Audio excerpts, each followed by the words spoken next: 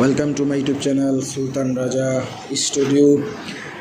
আজকে আপনাদেরকে খুব সুন্দর একটি রাজনৈতিক ভিডিও আপনাদেরকে আমরা দেখাবো।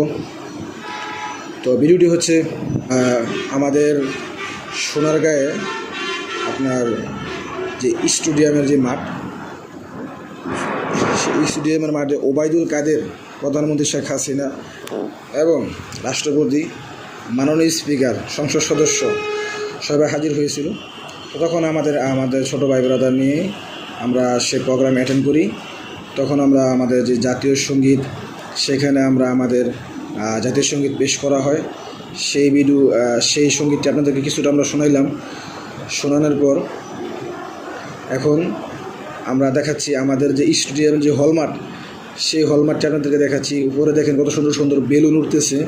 সম্পূর্ণ বেলুনটি কিন্তু আমরা এখান থেকে নিচে থেকে উঠাইছি।